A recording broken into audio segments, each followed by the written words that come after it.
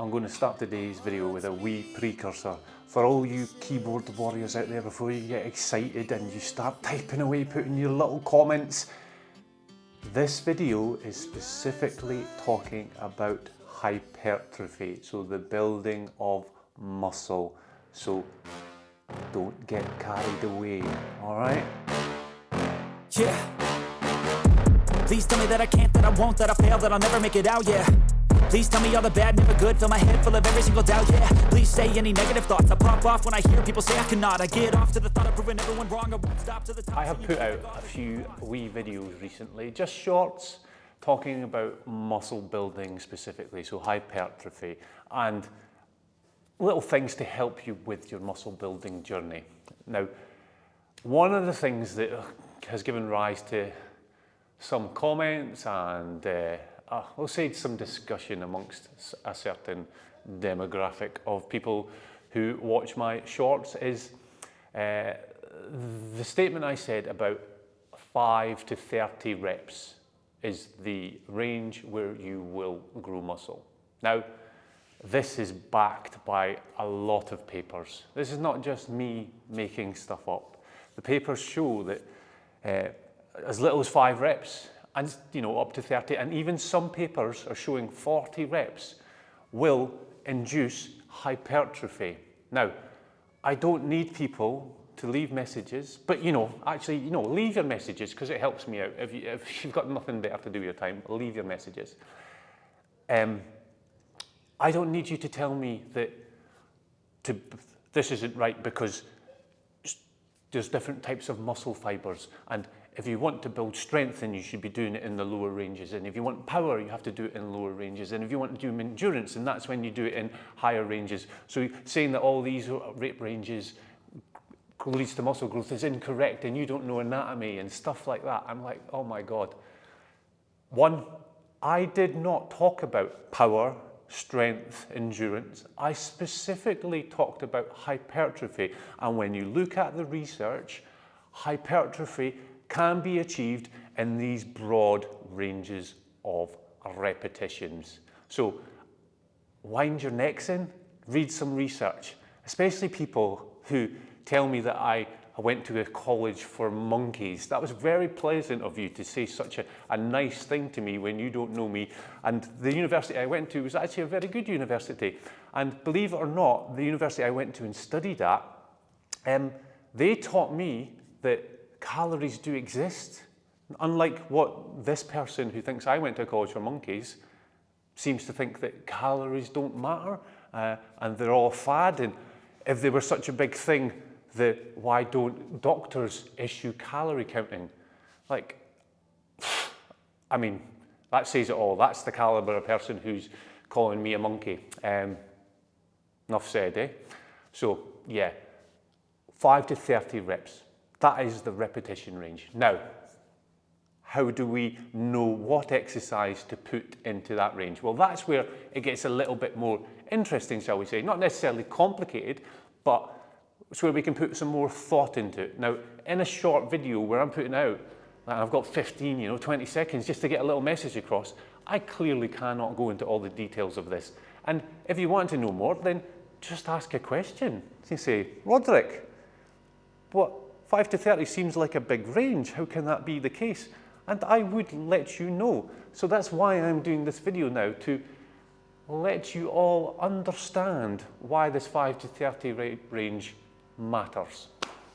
Now, I'm sure you're all aware that in the world of exercise, there is a multitude of different exercises to elicit different muscle growth, stimulus, etc., etc., etc.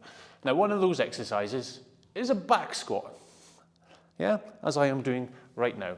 Not with any weight, but just to show you the movement. Now, this exercise, for instance, produces axial loading, which means, in basics, that you are putting load down through your spine, okay?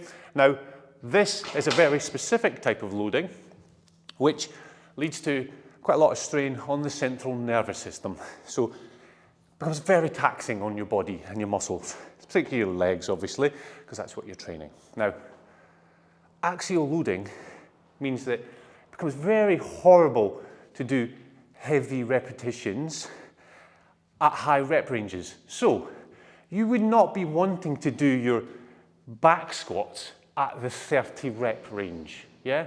Just because of the strain it puts onto your system, yeah? Would not be advisable. And that's where that lower rep range of, 5 up to, 12, maybe sometimes 15 reps, back squat would fit into there. But like say, you would not be wanting to do 30 repetitions of a back squat because the axial loading puts such a strain onto your central nervous system that it would fry you if you kept doing that. So that's one example of where that lower rep range of the 5 to 30 is completely appropriate.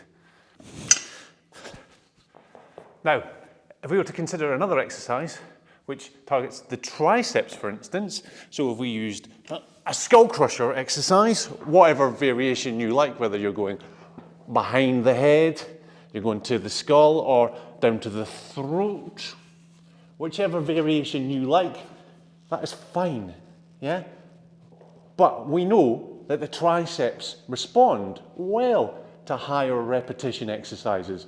So we could get up to that 20, 30 repetitions on the triceps, and it's not going to have the same taxing effect on the central nervous system as a back squat does. So we can push that up. But we also know that the triceps accumulate a lot more lactic acid than, for instance, the quads do during exercise. So it has a much, much higher rate of lactate accumulation during exercise. So we're going to get higher lactate, higher repetitions, and we know that that's increasing your time under tension, and it's also increasing your metabolite production, which are two of the key factors for muscle growth. So higher rep ranges of a tricep extension, a tricep push down even, is an appropriate rep range to grow muscle for the triceps. So that's two exercises which you will grow muscle doing, but completely different rep ranges, but specifically hypertrophy, nothing else. Yes, you might get some strength gains from doing 5 reps. You might get some endurance gains from doing higher repetitions, but you will specifically grow muscle if you're using the appropriate loads at those rep ranges. Another factor to consider when we're talking about rep ranges and saying 5 to 30 reps is appropriate is your training volume over the course of a week. Now, you've got to build your week like I have previously discussed. If you want muscle growth, then 2 to 3 times a week per body part is much more beneficial than your classic bro split of 1 body part per week, yeah? Yes, one body part per week will get you muscle growth, but it will not be as effective as 2, 3 times a week, okay? But if you are doing 2, 3 times a week, then you've got to consider the stimulus to fatigue ratio, yeah?